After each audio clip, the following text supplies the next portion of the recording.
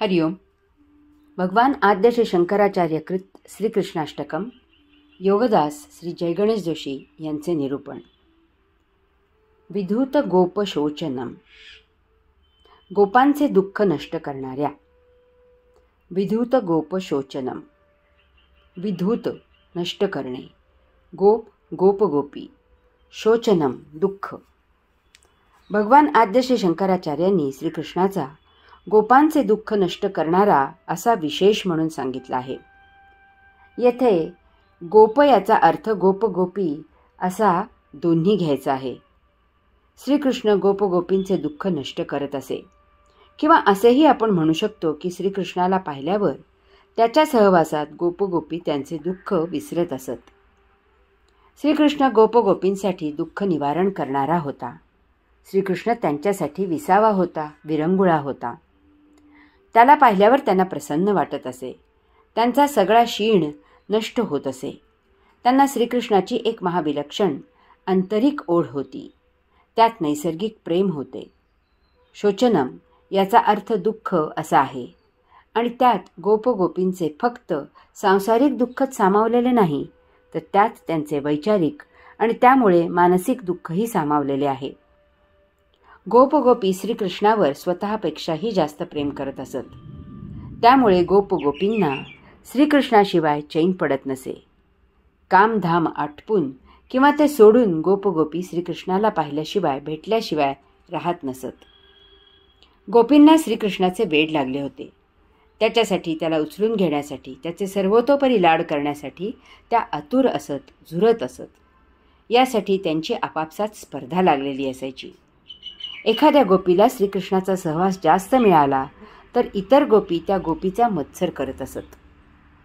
श्रीकृष्ण गोपींच्या इतक्या खोड्या काढायचा, त्यांना त्रास द्यायचा, त्यांचे दही दूध लोणी पळवायचा. गोपी त्याच्यावर रागवायच्या, त्याची तक्रार यशोदामाईकडे करायच्या. परंतु हे सर्व लटके असायचे, अल्पकाळच टिकायचे. हे सर्व विसरून त्याला पाहण्यासाठी गोपींचा जीव कासावीस व्हायचा. नवल असे आहे की श्रीकृष्णाला पाहून, त्याचे लाड करून, त्याला हृदयाशी कवटाळून बाळंत नसलेल्या गोपींनाही दुधाचा पान्हा फुटत असे. त्या त्याला दूध पाजत असत, तेव्हा त्या शांत होत असत. ही योगदास रचित गोपी विरहिणी पहा.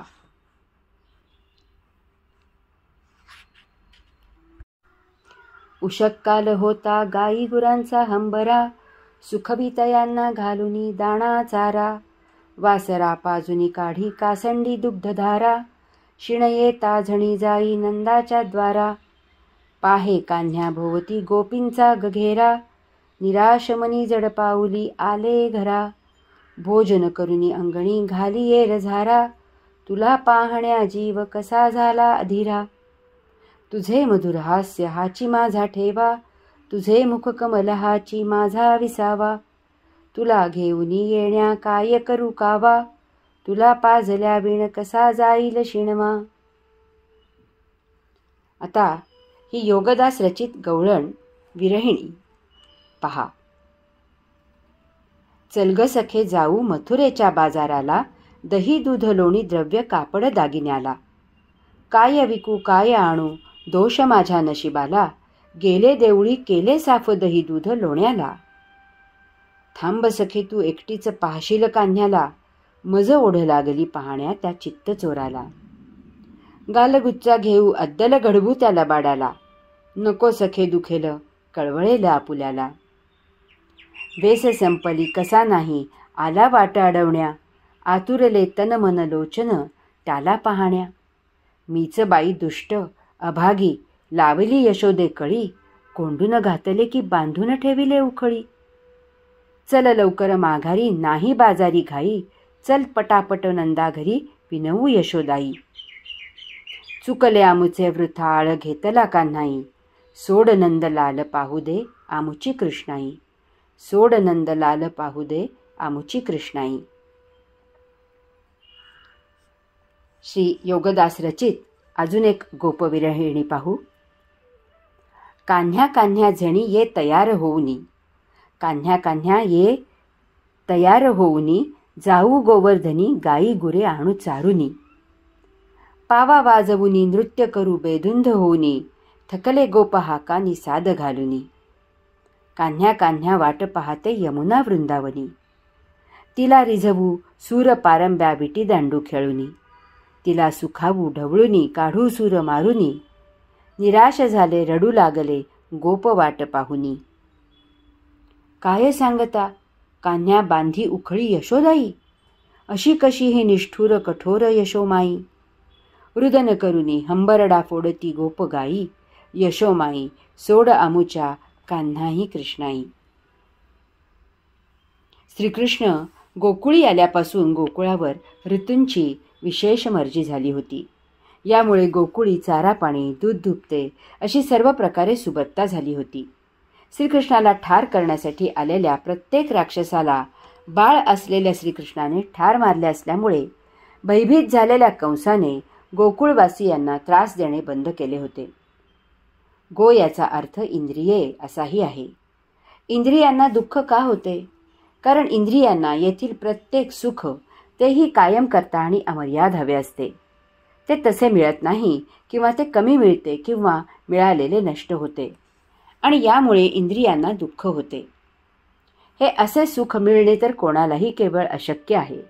कारण याला मूलभूत उपलब्धता, आर्थिक सुबत्ता, उपभोग्य क्षमता, इतर पूरक गोष्टींची अनुकूलता, सहभागी असलेल्यांचे सहकार्य इत्यादी अशा अनेक मर्यादा असतात. या मर्यादा पूर्ण करणे कोणालाही शक्य नाही. यात कमी जास्त होणारच. याचा अर्थ इंद्रियांची ही मागणी अवास्तव असते हे सत्य आहे. श्रीकृष्ण गोपगोपींच्या इंद्रियांचे दुःख नष्ट करत असे. याचा अर्थ तो त्यांच्या इंद्रियांचे सौख्यही नष्ट करत असे.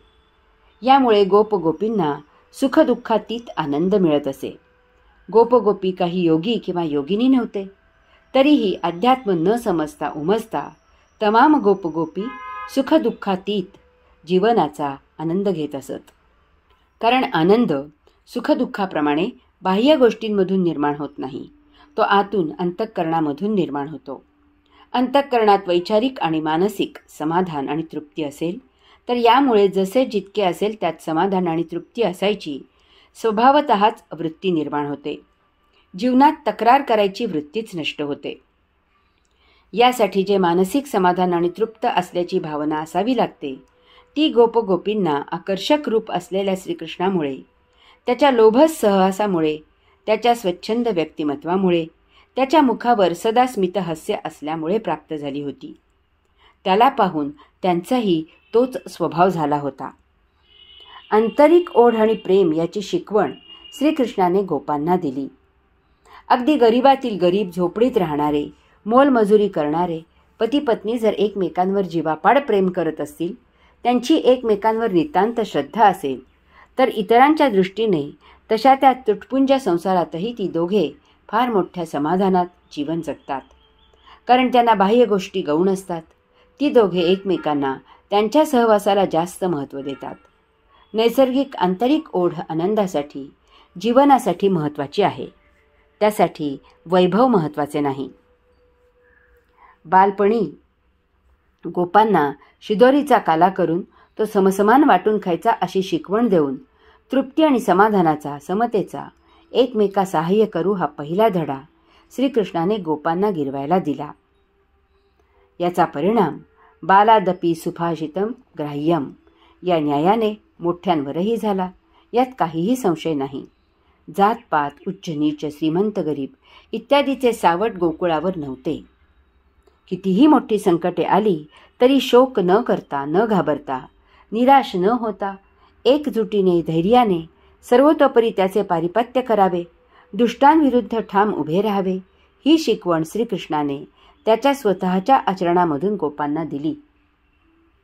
स्वतःच्या घरी सर्वांना देऊन तृप्त करून जे उरेल ते बाहेर द्यायचे. घरच्यांना अतृप्त ठेवून जास्तीच्या पैशांसाठी बाहेर विक्री करायची नाही. अशी जास्तीची संपत्ती अरिष्ट असते. कमी म्हणजे अगदी तुटपुंजे असले तरीही आपल्या घरचे समाधान हीच आपली खरी सुबत्ता आणि वैभव असते. हेही गोपांना शिकवले. गोपांना खेळ, वादन, संगीत, नृत्य, प्रेम मिळावे इत्यादीमधून आनंद घ्यायला शिकवले. तसेच याचा अतिरेकही करायचा नाही याचाही धडा आठवणीने घालून दिला. कारण हे सर्व विरंगुळा आहे, ही करमणूक आहे, हे मुख्य जीवन नाही.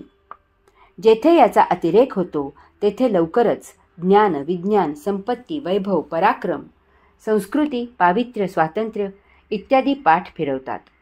समाजात नाकर्तेपणा, नपुसंकत्व येते आणि प्रसंगी तेथे गुलामी येते.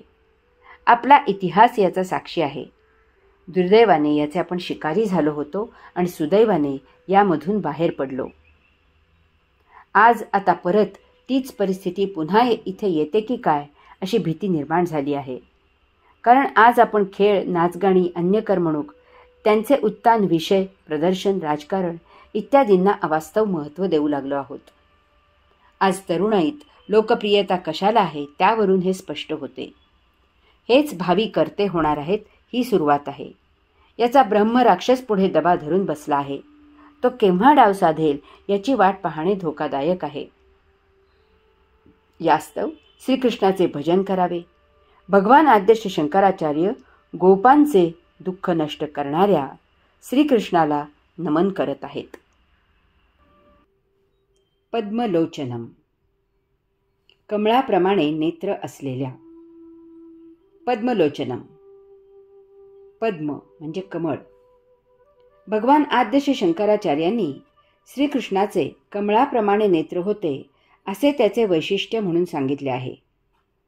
या स्तोत्राच्या सुरुवातीलाच आपण कमळाचे म्हणून असे खास जे विशेष आहेत ते पाहिले आहेत. श्रीकृष्णाचे डोळे या विशेषणांचे वैभव होते. 1. श्रीकृष्णाचे डोळे कमळाच्या कळीप्रमाणे दोन्ही बाजूने निमुळते, लांब, रुंद, मोठे, टपोरे, रुबाबदार होते. 2. कमळाचे फूल पाहताच ते उचलून घ्यावे असा मोह सर्वांनाच होतो. तसेच बालकृष्णाला पाहताच उचलून कडेवर घ्यावे असे वात्सल्य त्याला पाहणाऱ्याच्यात आपोआप उपजत असे. 3. कमळाला स्वच्छ पाणी किंवा चिखल असा भेद नाही, ते निर्मळ असते. याचप्रमाणे श्रीकृष्ण कसलाही भेद करत नसे. याचा अर्थ त्याला सर्वात प्रथम काय दिसत असे तर भेद, असमानता दिसत असे आणि तत्क्षणी तो भेद नष्ट करत असे. श्रीकृष्ण बालपणापासून शेवटपर्यंत त्यावेळच्या समाजाच्या व्यवस्थेप्रमाणे ब्राह्मण, क्षत्रिय, वैश्य आणि शूद्र अशा सर्वांमध्ये सहज लीलया वावर करत असे. तसेच लहान आणि थोर, गरीब आणि श्रीमंत, प्रजा आणि राजा, पंडित आणि अशिक्षित, स्त्री आणि पुरुष इत्यादी अशा विषम लोकांमध्ये राहत असे. स्वतःच्या सहवासाचा त्यांना आनंद देत असे. कारण श्रीकृष्ण कमळाप्रमाणे निर्मळ होता. 4. कमळाच्या फुलाप्रमाणे श्रीकृष्णाचे डोळे सदा तेजपुंज आणि आकर्षक होते. यामुळे त्याचे डोळे पाहणाऱ्यावर छाप पाडणारे होते. त्याच्या या अशा डोळ्यांमुळे त्याच्याकडे पाहणारा आकर्षित होत असे, संमोहित होत असे. कमळाच्या फुलांच्या पाकळ्याप्रमाणे श्रीकृष्णाचा स्पर्श नाजूक, मऊ, मुलायम, रोमांचक होता. 6. कमळाच्या फुलासभोवती जे भुंगे गुंजारव करतात तसे श्रीकृष्णाच्या सभोवती गोपोगोपी फेरे धरून श्रीकृष्ण स्तुती गायनाचा गुंजारव करत असत. त्याला सोडून गोपगोपी क्षणभरही दूर जात नसत. 7. भुंग्यांना कमळाच्या फुलामधील मधूचा जसा मधुर सुवास येतो तसा गोपगोपींना श्रीकृष्णाच्या सहवासाचा मधुर सुवास येत असे. 8.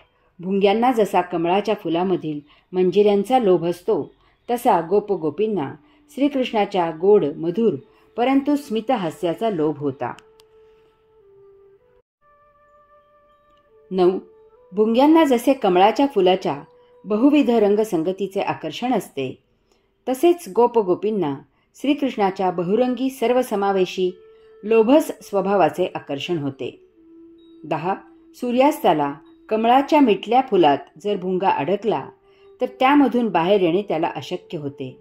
तसेच सूर्यास्त झाला तरीही श्रीकृष्णाच्या सहवासामधून दूर होणे गोपगोपींना अशक्य होत असे.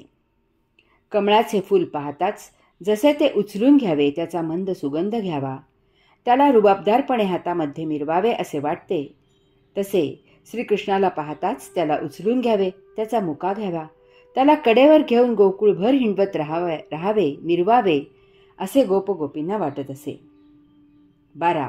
कमळाचे फूल जसे भगवंत श्रींच्या चरणी समर्पित असते तसे गोपगोपी श्रीकृष्णाच्या चरणी समर्पित होत होते. यास्तव श्रीकृष्णाचे भजन करावे. भगवान आद्य श्री शंकराचार्य कमळाप्रमाणे नेत्र असलेल्या श्रीकृष्णाला नमन करत आहेत. नमामि. अशा श्रीकृष्णाला मी नमन करतो.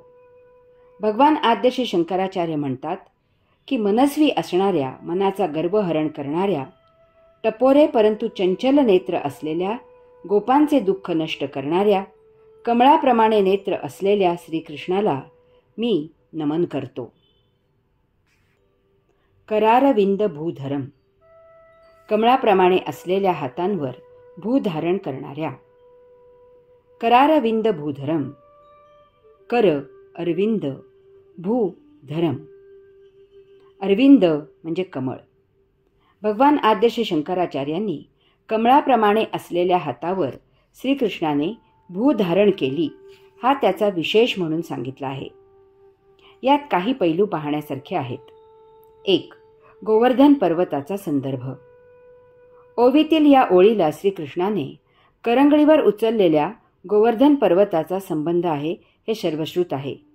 गोकुळवासीय परंपरागत इंद्राची पूजा करत असत.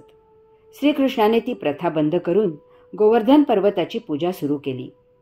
त्यामुळे प्रक्षुब्ध होऊन इंद्राने गोकुळावर प्रलयकाली वृष्टी करायची आज्ञा वरुणाला दिली. यामुळे गोकुळात महापूर आला.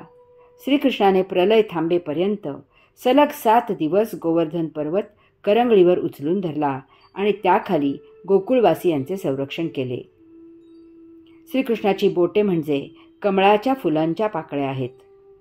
त्याचा मनगटापासून खांद्यापर्यंतचा हात म्हणजे कमळाच्या फुलाचे देठ आहे. अशा या हातावर त्याने भू धारण केली आहे. कमळाच्या फुलामधून येणाऱ्या मंदधुंद मधुर सुवासाप्रमाणेच श्रीकृष्णाच्या सहवासाचा मंदधुंद मधुर सुगंध दरवळू लागल्यावर तमाम गोकुळवासीय 7 दिवस तहान भूक विसरले. कमळाच्या फुलाच्या मोहक, लोभस, आकर्षक, बेभान करणाऱ्या रमणीय अशा रंगसंगतीप्रमाणेच श्रीकृष्णाच्या मोहक, लोभस, आकर्षक, बेभान करणाऱ्या संगतीत गोकुळवासीय 7 दिवस रममाण झाले. तहान भूकच काय तर ते श्रीकृष्णमय झाले आणि स्वतःचे अस्तित्व विसरले. 2. वज्रादपी कठोराणी. याचे वर्णन वज्रादपी कठोराणी मृदुनी कुसुमादपी असे करणे यथार्थ होईल. वेळ प्रसंग आला तर मृदू असलेले कठोर होऊ शकते किंवा कठोर असलेले मृदू होऊ शकते. हेच सत्य जीवन आहे. जीवन कोणत्याही टोकाला जगू नये. मुक्काम मध्यावर, शून्यावर असावा आणि गरज असेल त्याप्रमाणे बाह्यभागी कोणत्याही टोकाला जावे. काम झाले की त्वरित पुन्हा शून्यात विराजित व्हावे. शंकराचार्य म्हणतात की श्रीकृष्णाचे हात कमळाप्रमाणे होते, म्हणजे त्याचे हात कमळाप्रमाणे मुलायम, मऊ, नाजूक साजूक होते. अशा हातावर श्रीकृष्णाने गोवर्धन पर्वत उचलून धरला होता. याचे कारण कमळाच्या दुसऱ्या विशेषणात पाहावयाला मिळते. अत्यंत कठीण असलेले लाकूड, बांबू इत्यादी पोखरणारा, परंतु आता सूर्यास्ताला कमळाच्या फुलात अडकलेला भुंगा कमळाच्या मुलायम, मऊ, नाजूक पाकळ्या पोखरून बाहेर येऊ शकत नाही. अशा या कमळाच्या पाकळ्या जरी मुलायम, मऊ, नाजूक असल्या तरी त्या अभेद्य, कणखर असतात. श्रीकृष्णाने एका हातात बासरी म्हणजे प्रेमयोग घेतली आहे, दुसऱ्या हातात गीता म्हणजे सांख्ययोग, तिसरा हात आशीर्वादासाठी म्हणजे भक्तियोग मोकळा आहे आणि याचबरोबर त्याने चौथ्या हातात सुदर्शन चक्रही म्हणजेच अवतार कार्य हे घेतले आहे. जो जसा समोर येईल त्याप्रमाणे त्याला श्रीकृष्णाकडून यथायोग्य प्रसाद, महाप्रसाद मिळतो. याचे श्रीकृष्णाच्या चरित्रामध्ये अनेक दाखले आहेत. वज्रादपी कठोराणी मृदुनी कुसुमादपी. 3. ब्रह्मांड नायक. श्रीकृष्ण ब्रह्मांड नायक आहे. त्याने संपूर्ण ब्रह्मांडामधील भू धारण केली आहे. यामुळे येथे विश्वे टिकून आहेत. याची सविस्तर चर्चा मी माझ्या आत्मपूजा उपनिषद या ग्रंथात केली आहे. येथे या विषयाला अनुसरून आवश्यक ते निरूपण करतो. एक पुरुषोत्तम. परम अंतराळाला, परम पोकळीला आपण ब्रह्म असे म्हणतो. या ब्रह्मातील परमशक्तीचा ओम असा महादिव्य ध्वनी रूप स्फोट झाला आणि येथे विश्वांची निर्मिती झाली. यालाच आपण ब्रह्मांड असे म्हणतो. ही विश्वे त्या परमशक्तीच्या सर्व बाजूने दूरवर विखुरली गेली. तथापि त्यांनी त्या परमशक्तीपासून फारकत घेतली नाही. ती त्या परमशक्तीला धरून राहिली. यामुळे ती परमशक्ती ब्रह्मांडाच्या केंद्रस्थानी प्रस्थापित झाली. यालाच आपण आत्मपरब्रह्म म्हणजे पुरुषोत्तम असे म्हणतो. हे पूर्णावतारी श्रीकृष्णाचे परमसत्य परमस्वरूप आहे. अशा प्रकारे पुरुषोत्तमाने संपूर्ण ब्रह्मांड धारण केले आहे. 2. योगेश्वर. या परमदिव्य ध्वनिरूप स्फोटामधून ब्रह्मांडात अनेक विश्वे म्हणजे त्यामध्ये अब्जावधी ग्रह गोल तारे निर्माण झाले. यांची वैश्विक व्यवस्था लावणे अत्यंत गरजेचे होते. एरवी ते एकमेकांवर आपटून घासून नष्ट झाले असते. हे कार्य त्या पुरुषोत्तमाकडून होत असते, जेणेकरून या सर्वांमध्ये एकाच वेळी आकर्षण आणि विकर्षण निर्माण होऊन ते सर्व ग्रह गोल तारे ब्रह्मांडात टिकतील आणि सुखेनैव आपापल्या यथाजागी फेरे घेत राहतील. पुरुषोत्तमाच्या या कार्याला आपण परमात्मा म्हणजे योगेश्वर असे म्हणतो. ग्रह गोल ताऱ्यांमध्ये योग जुळवून आणण्याचे हे त्या पुरुषोत्तमाचे कार्य आहे. हा असा योग जुळून आल्यामुळेच त्यांच्यामध्ये हार्मनी म्हणजे सलोखा आहे, एकोपा आहे, समन्वय आहे. नाहीतर येथे वैश्विक अराजकता माजली असती. ही विश्वे टिकली नसती किंवा ब्रह्मांडामधील वैश्विक शोभा विद्रूप झाली असती. 3. भगवंत श्री. निर्माण झालेला प्रत्येक ग्रह गोल तारा अशा प्रकारे केवळ एकमेकांवर न आपटून भागणारे नव्हते, तर ते ग्रह गोल तारे त्यांच्या त्यांच्या स्वस्थानी टिकणेही आवश्यक होते. घरातील सर्वजण सलोख्याने राहणे पुरेसे नसते, तर प्रत्येक जणही वैयक्तिकदृष्ट्या आनंदात असणे गरजेचे असते. तरच त्या घरी श्री नांदते. यासाठी ग्रह गोल तारे यांच्या मध्यभागी केंद्रामध्ये तो पुरुषोत्तम कार्य करतो. याला आपण आत्मा म्हणजे भगवंत श्री असे म्हणतो. ते या केंद्रामध्ये ग्रहगोल तारा आकर्षित करतात, धारण करतात आणि यामुळे प्रत्येक ग्रहगोल तारा आणि त्यावरील वस्तुजगत त्याच्या केंद्रांशी पकडून ठेवले जाते. तसे झाले नसते तर यथा कालावधी हे सर्व ग्रहगोल तारे ब्रह्मांडात विरघळून विरून गेले असते. 4. अंशात्मा. आपण दगडमातीचा किल्ला करतो, परंतु त्या दगडमातीच्या किल्ल्याने आपले समाधान होत नाही. त्यावर आपण चित्रे ठेवतो, परंतु तरीही तृप्ती होत नाही. मग आपण त्यावर अळीव मेथी पेरतो आणि ती उगवून त्या किल्ल्यावर झाडी आली की आपल्याला समाधान वाटते.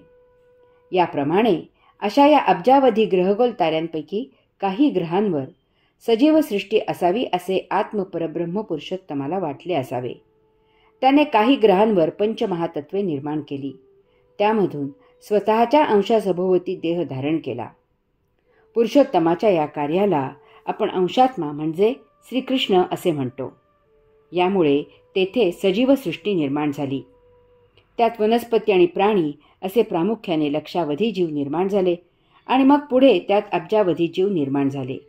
या ब्रह्मांडात त्या परम ऊर्जेला चैतन्य आल्यासारखे झाले. अशा प्रकारे भू अंशात्मा, श्रीकृष्ण, भुव आत्मा भगवंत श्री, स्वः परमात्मा योगेश्वर आणि तुरीय आत्मपरब्रह्म पुरुषोत्तम अशा चारी प्रकारे हा पूर्णावतारी येथे एकदेशी, एकमार्गी, एकमेवाद्वितीय असे स्वतःच कार्य करत असतो. सर्व काही तो आणि तोच आहे. त्यानेच सर्व भू निर्माण केली आहे, त्यानेच भू टिकवली आहे, त्यानेच भू जोपासली आहे आणि त्यानेच सर्व भू धारण केली आहे. म्हणून तो ब्रह्मांड नायक आहे. यासाठी आधुनिक वैज्ञानिक नावे Purushottam, super energy, Yogeshwar, cosmic energy, भगवंत श्री ग्रॅव्हिटी, श्रीकृष्ण एनर्जी अशी वापरली जातात. अन्न औषधी. श्रीकृष्णाने पृथ्वीवरील कण, पाण्यामधील थेंब, तेजामधील प्रत्येक किरण, हवेमधील प्रत्येक झुळूक, सजीवामधील प्रत्येक श्वासनश्वास स्वतःच्या परमचैतन्याने व्यापून भरून धारण केला आहे. अशा प्रकारेही तो भूधर आहे. यामुळे येथे चैतन्य सतत सळसळत असते. त्यायोगे पृथ्वीवर अन्न आणि औषधी निर्माण होतात. त्यामुळे येथे सजीव जीवित राहतात. सृष्टी नियम सुरू राहतो. तान्ह्या बाळाला आईने उचललेले लगेच समजते. ते बाळ तिचा स्पर्श जाणते, कारण त्यात वात्सल्य असते. ते लगेच खुदकन हसते, तिच्या अंगावर खेळू लागते. इतर कोणी नुसता हात जरी लावला तरी ते घाबरते आणि रडू लागते. श्रीकृष्णाचे हात कमळाप्रमाणे मुलायम, मऊ मऊ, नाजूक साजूक आहेत. त्यामुळे भूधारणा वात्सल्याने होते. त्यायोगे येथे सदा चैतन्य असते, सृजन होत असते. निसर्ग फुलून येतो. सर्वत्र आनंदी आनंद असतो. यास्तव श्रीकृष्णाचे भजन करावे. भगवान आद्य श्री शंकराचार्य कमळाप्रमाणे असलेल्या हातांवर भूधारण करणाऱ्या श्रीकृष्णाला नमन करत आहेत. हरि ओम.